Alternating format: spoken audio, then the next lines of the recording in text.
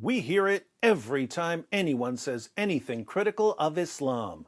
Freedom of speech isn't freedom to offend. First of all, yes it is. Second of all, you hypocrites. Your freedom ends when you start offending 2 billion Muslims. Does it now? Freedom of expression is a right. However, one is not allowed to insult the sentiments of others in the name of freedom. No insulting the sentiments of others.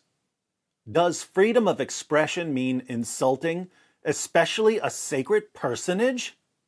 The president of Indonesia declared, "Freedom of speech that injures the noble purity and sacred values and symbol of religion is so wrong it shouldn't be justified and it needs to stop." The president of Egypt added, "We also have rights. We have the right for our feelings not to be hurt and for our values not to be hurt.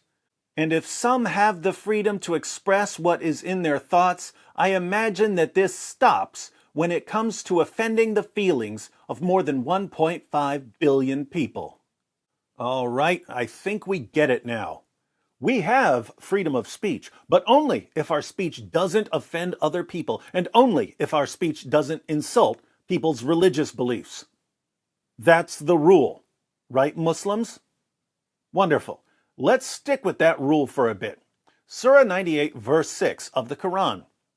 "Verily, those who disbelieve in the religion of Islam, the Quran, and Prophet Muhammad, from among the people of the scripture, Jews and Christians, and al-Mushrikun, those are idolaters, will abide in the fire of hell. They are the worst of creatures."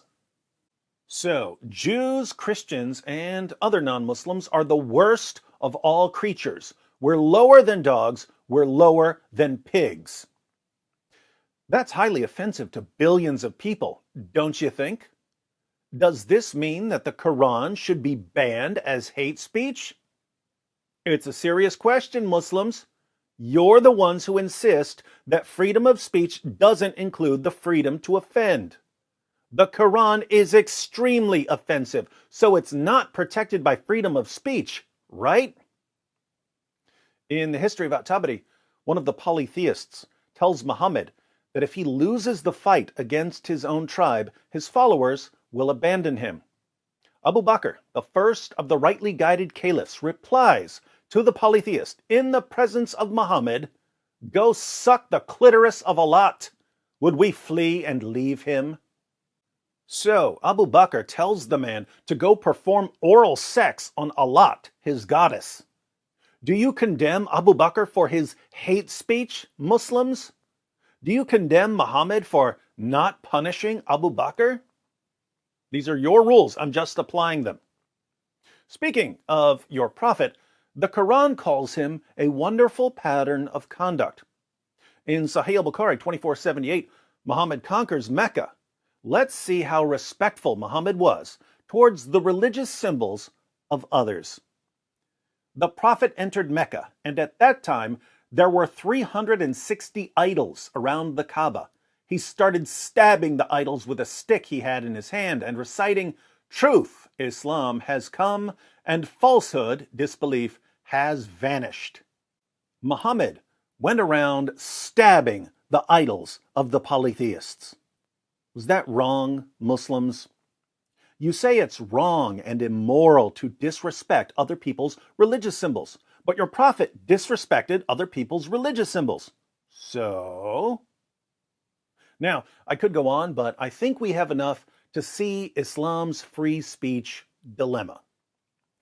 If freedom of speech doesn't include the freedom to offend other people, and if freedom of expression doesn't include the right to insult other people's religious beliefs and religious symbols, then the Quran and other Muslim sources should be banned as hate speech. And Muhammad and his closest companions were evil, disgusting people who should be condemned, not imitated. Alternatively, if we're not going to ban the Quran and other Muslim sources, then freedom of speech does include the right to offend other people. And freedom of expression does include the right to insult other people's religious beliefs and religious symbols. How do our Muslim friends avoid this obvious dilemma? By being complete, utter, total hypocrites. When Muslims say that freedom of speech doesn't include the right to offend, they wouldn't dream of applying this rule to themselves and to their own book and to their own prophet and to their own religion. It's a rule for us, not for them. The real rule goes something like this. Muslims can offend non-Muslims and insult their beliefs all they want, but non-Muslims must never offend Muslims or insult their beliefs. Anything Islam teaches, no matter how offensive it is to others, is protected by freedom of speech. Anything that goes against Islam must be banned. In other words, what Muslims are actually demanding is Sharia. They're demanding that we obey the commands of an illiterate 7th century Arabian caravan robber. They're demanding that we adhere to rules that they would never apply to themselves. They're demanding that we submit to the hypocrisy of their religion. On behalf of every free non-Muslim in the world, I reply, no. Muslims, if we want to make fun of your fake prophet and your stupid book, then we will make fun of your fake prophet and your stupid book. You don't control us. We are not, have never been, and never will be your dhimmis.